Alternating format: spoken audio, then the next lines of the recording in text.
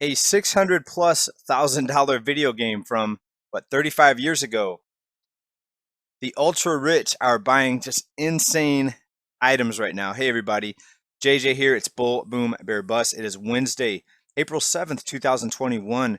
Today, let's take a look at another insane example, more examples of this K-shaped recovery and how the bottom 50% are basically getting trash and the top 50% are getting cash.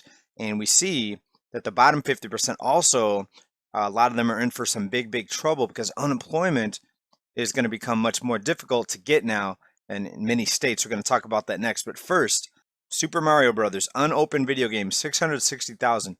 Who has the type of cash to waste? And maybe they're happy with this purchase, but in my opinion, this is a wasteful purchase. If I had 660,000 in cash right now, I could think of a million things I would buy before a video game, but this is just an example of how some people have so much money that they're basically throwing it away. Now, maybe that person thinks that this is a great investment, and maybe he thinks down the road it's going to sell for $1 million.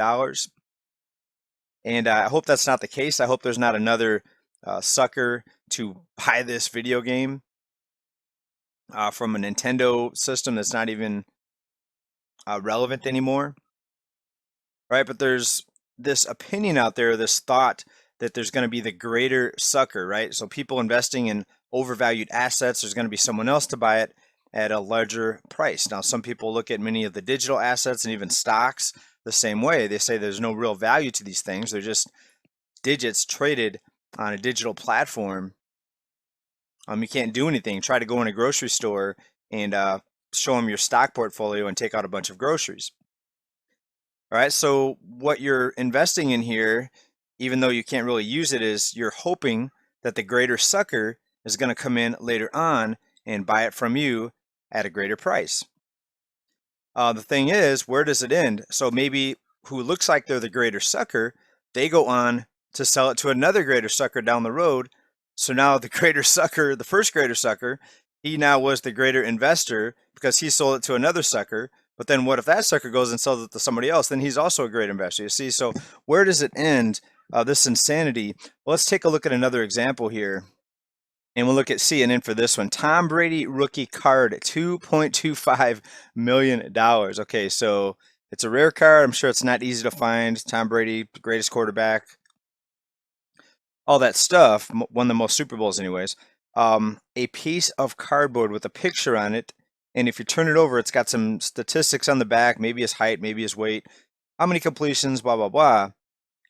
$2.25 million for a piece of cardboard. Another example of insane purchases by people that have way too much money to throw around, obviously. All right, but the same thing, maybe he'll sell it down the road for 4 million, or who knows, there's always a greater sucker, some say, until the music stops, until the musical chair game finally comes to an end and there's no greater sucker left or no chair left to sit in. All right, and there's so many other examples of just the excess money in the system right now. More mega rich are getting more real estate. We spoke just a few videos ago about how there's more second homes being purchased now than any time in history, while the bottom 50% are barely hanging in there, barely hanging on, and millions, especially those in the bottom 50%, not able to pay their rents. And I'm sure the people that are not paying their mortgages right now, the 2+ million, they fall in the bottom 50%. All right, so this wealth gap and this wealth divide is getting wider. More examples like this of people making these types of purchases, but I couldn't imagine spending over $2 million on a piece of cardboard, knowing all of the people out there that need help. First, if I had this much money to throw around, I would help the people around me, the people in my family. Maybe whoever bought this card here, this piece of cardboard for over 2 million, maybe everyone in their immediate family is also mega rich. Maybe they have no cousins, no nephews, nieces, anything like that that need financial assistance or need a handout or need a little bit of help. But I would find something to do with this money, someone to give it to, donate it to put this to better use. Maybe pay off, I have a relative that's got student loan debt. I would probably pay off their student loan debt. But I guess people buying these types of items here for so much money don't have anyone that they know that could really use the help, right? I guess it's funner to brag, hey, I paid this much for this piece of cardboard. And let's shift gears a little bit right here. And let's talk about unemployment benefits. Now, this also goes to the bottom 50%. And it was the bottom 50% that got hit hardest with unemployment because we saw so many service sector type of jobs. The leisure and hospitality industries largely get closed down in many states.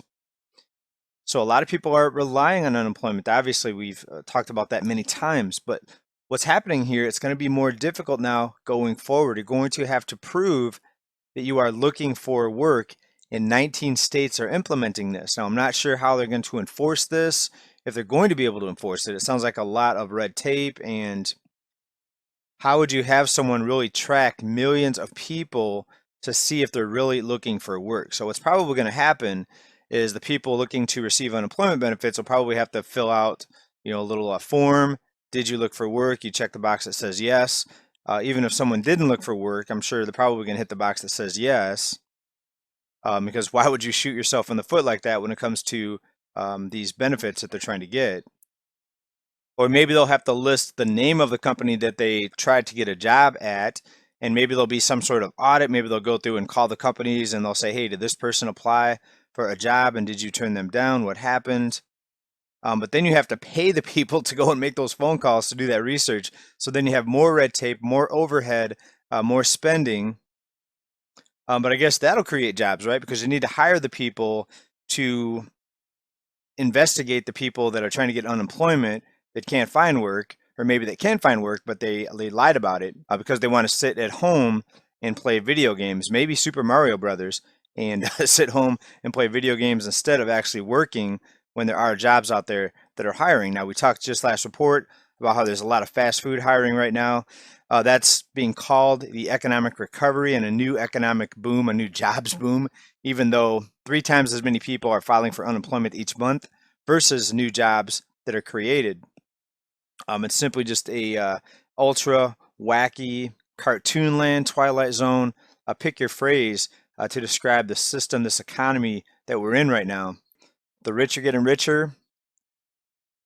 I just talked to a person yesterday, not even an investor, somebody that just bought their 3rd home. So they have one home that they just go to for family outings and stuff like that. It's on a lake. They bought another home that they're going to do some Airbnb type of thing where they're going to have short-term rentals. And this is just your average person, not anyone that really declares themselves as an investor. And so a lot of people, even non-investors, have a lot of money to throw around right now. You have a lot of people that are getting big pensions, and on top of that, they they bought real estate many, many decades ago when it was cheap. And when we look at the top 50%, we see that it's age 50 plus. So you can almost look at it on a number system there, 50 plus, top 50%, age 50 down, bottom 50%. Not always. There are some people that cross the line, of course. Like you have a lot of young digital asset investors that are now in the top 50%, but they're only in their 20s and their 30s.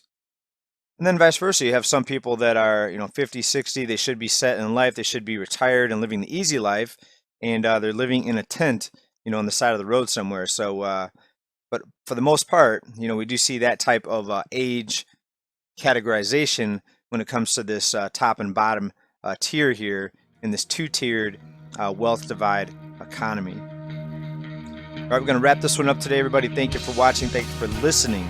And thank you for being here. Stay well, everybody. Stay safe. Stay prepared. Continue to prepare